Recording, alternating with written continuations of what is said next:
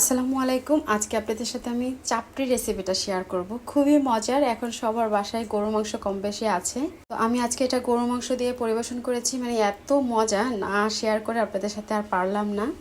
আর এই চাপড়িটা মানে এত সহজ বানানো, যে কেউ বানাতে পারবে। আর একটা বানাতে বসলে আপনার ইচ্ছে করবে আরও অনেকগুলো বানাই, এত ঝটপট হয়ে যায়। আর ওই যে বললাম, খেতে এত মজা, এত টেস্টি, যেটা বলার মতোই না আসলে। সবাই অবশ্যই একদিন বাসায় ট্রাই করবেন, আর আশা করছি আপনাদের সবার কাছে ভালো লাগবে।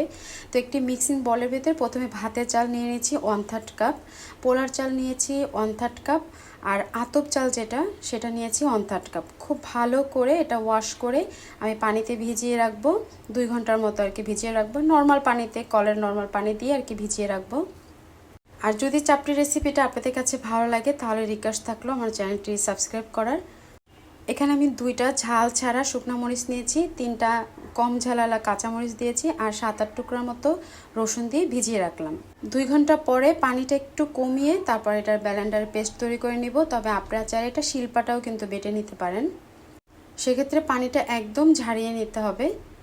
আর ব্লেন্ডারে যখন পেস্ট করবেন তখন অল্প পানি দিয়ে তারপর পেস্ট করবেন। তো আমার এটা পেস্ট করা হয়ে গেছে, আর এটার পুরুত্বটা কিন্তু এখনও অনেক বেশি, তো এখানে অনেক পানি মিক্স করতে হবে।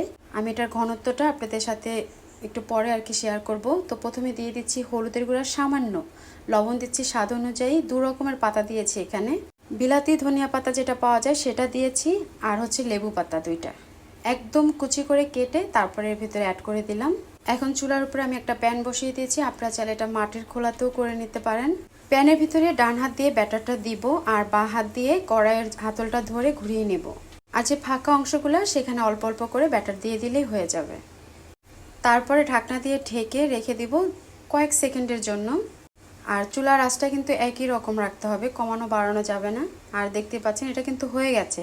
এখন যদি আপনারা খুবই ক্রিস্পি খেতে চান তাহলে এটা চুলার উপর আরও কিছুক্ষণ রাখতে হবে। আবার নরম খেতে চাইলে এই অবস্থায় কিন্তু নামিয়ে নিতে পারেন। তো আমি এখন এটা নামিয়ে নিচ্ছি, আর একটা আপনাদের সাথে শেয়ার করছি। মানে একই রকম সিস্টেম করে তারপরে এটা দিয়ে দিব।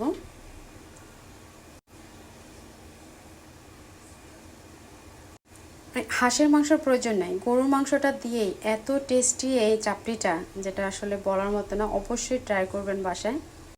খুবই কম সময় লাগে, খুব ঝটপট আর কি হয়ে যায়। মানে প্যানের ভিতর থেকে এমনি উঠে আসবে। আমি কোনো রকম প্যানে কিন্তু তেল লাগিয়ে নিইনি, এটা এমনিতেই উঠে আসে।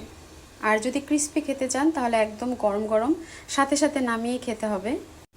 আর ওই যে বললাম, একটা ভাজার পর আপনি ইচ্ছে করবে আর অনেকগুলো এভাবে দাঁড়িয়ে ভাজতে। আর এখন আমি ব্যাটারের ঘনত্বটা আপনাদের সাথে শেয়ার করছি, মানে একেবারে পাতলা। আঙুল দিয়ে দেখাচ্ছি, মানে আঙুলে একটুকু ব্যাটার আটকে থাকবে না। আর একটু দেখতে পাচ্ছেন হালকা একটু সুজি সুজি ভাব, এটা ব্লেন্ডারে করতে গেলে এরকম হয়।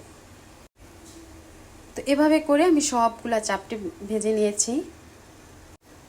আপনারাও কিন্তু একদিন চাইলে এভাবে ট্রাই করতে পারেন। আর আলহামদুলিল্লাহ খুবই মজা হয়েছে খেতে, বিশ্বাস করতে পারেন। চুলার আঁচটা কিন্তু আমি মিডিয়ামে রেখে তারপরে ভেজে নিয়েছি, কোনো রকম কমাই নেই বাড়াইও নি, এভাবে করে তারপরে ভেজে নিয়েছি। তো ব্যাস তৈরি হয়ে গেল আমার চাপটি। আশা করছি আপনাদের সবার কাছে ভালো লাগবে। তো আজ এ পর্যন্তই, আল্লাহ হাফেজ।